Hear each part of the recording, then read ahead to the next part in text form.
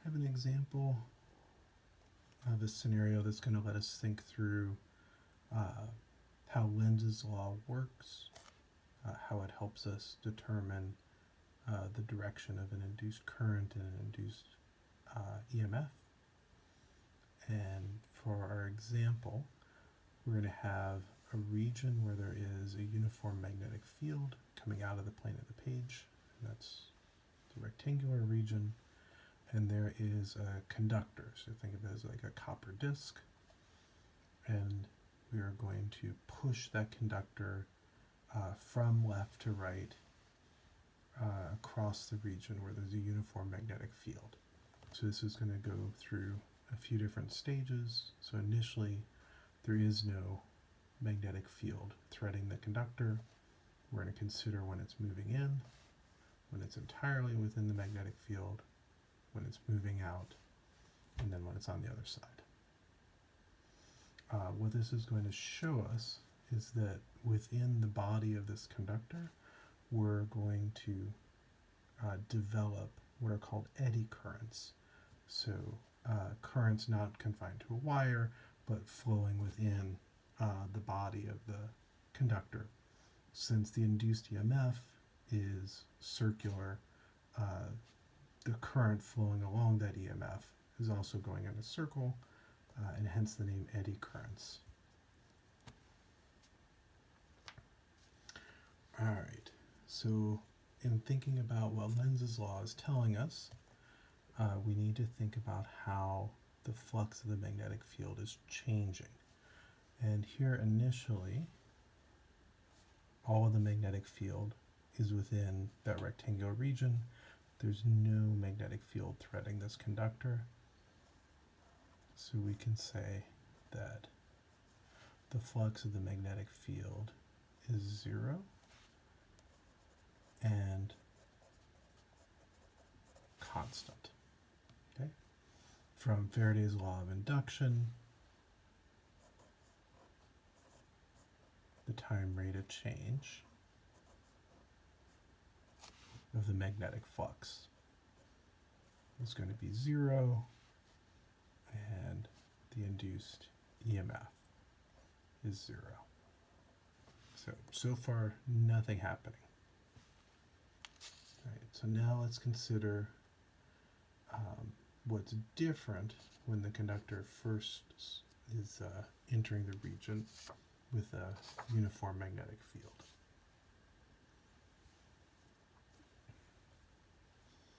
So now we have a magnetic flux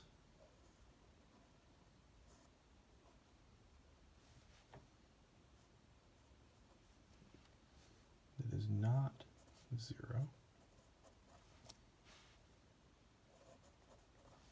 due to an applied magnetic field out of the page and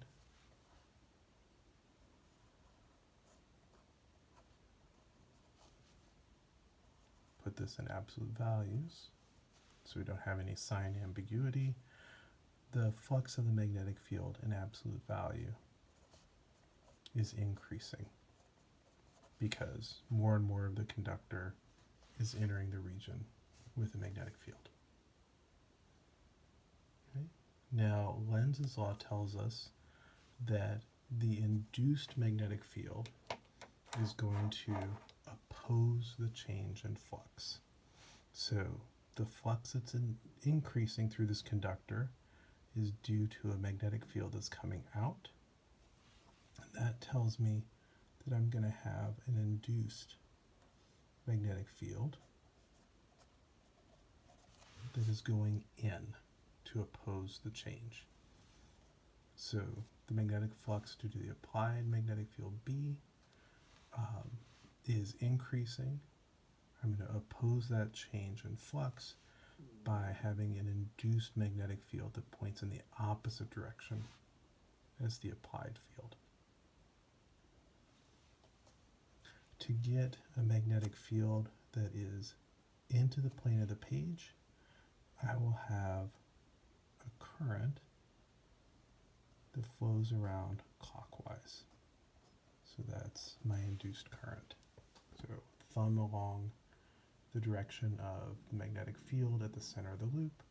My fingers are curling around clockwise. That's the direction of the induced current that causes that induced magnetic field. So here we have an eddy current that's going to circulate around clockwise. Now let's think about what happens when our conductor is sitting in our uniform magnetic field, well, not sitting, moving with a constant velocity to the right.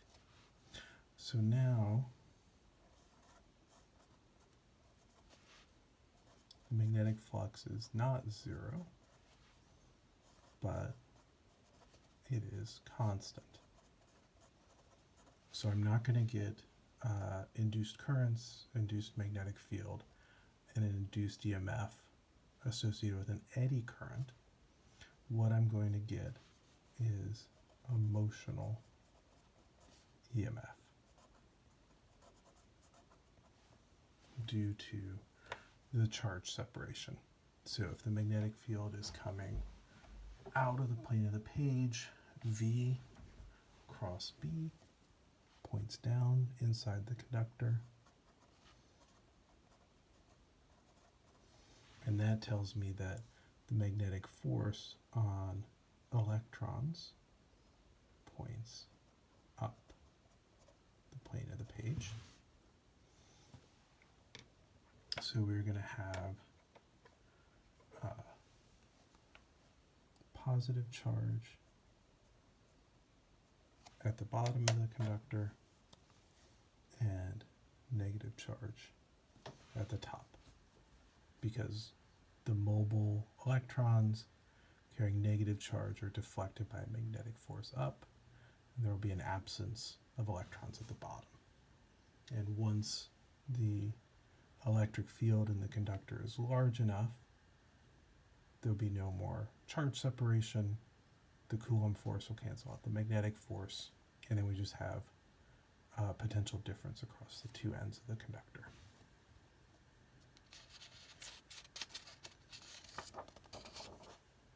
All right. Now, when we have our conductor leaving the region where there's a uniform magnetic field,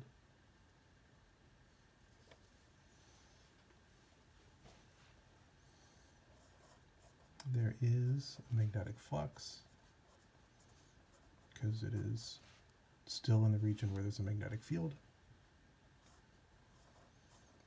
but that magnetic flux is getting weaker. So in absolute value, so you don't worry about the sign of the flux, in absolute value, it's getting smaller. Now, from Lenz's law, we are going to oppose the change in the flux by now having an induced magnetic field that points in the same direction as the applied magnetic field. So when the flux is getting weaker, we reinforce it with an induced magnetic field in the same direction as the applied magnetic field. And to get an induced magnetic field that's coming out of the plane of the page, I'm going to have an induced current due to the induced EMF that flows counterclockwise.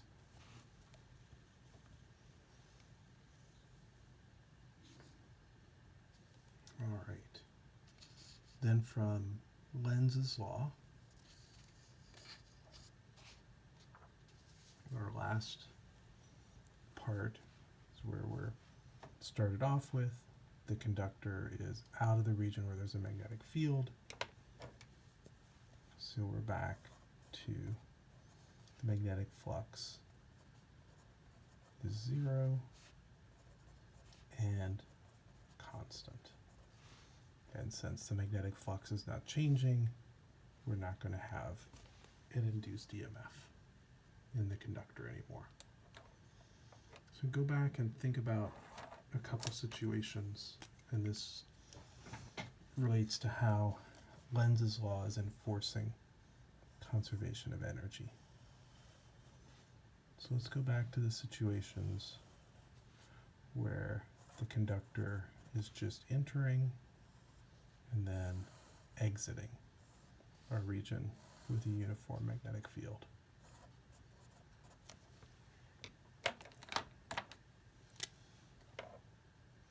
So there's our cartoon for where the conductor is entering, and there it is exiting. And let me note what the sense of the velocity was. It's from left to right.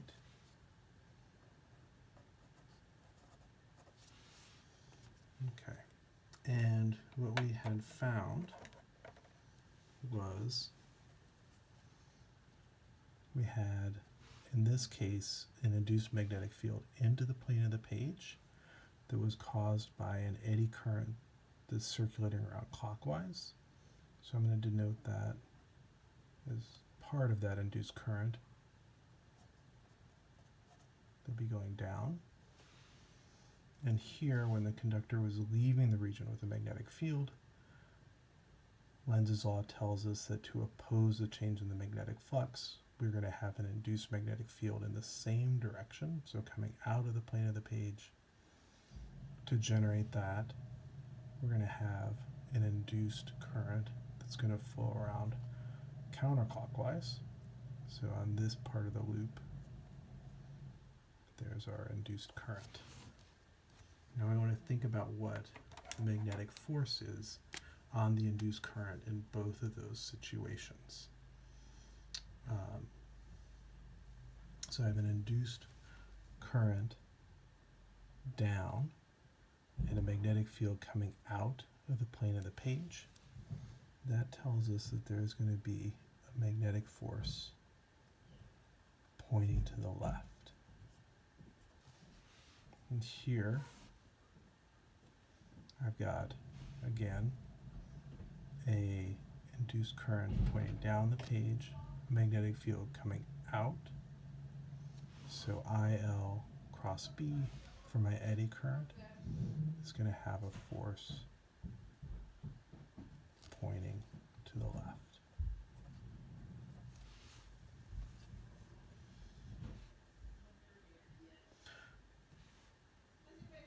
So the force on this eddy current is opposing the change in the motion. If the force on the induced current pointed in the same direction as the velocity, then that would mean electromagnetic induction would make this go faster and faster and faster, violating conservation of energy. And instead, you'll see that it works out consistent with conservation of energy in that the force is going to oppose the motion.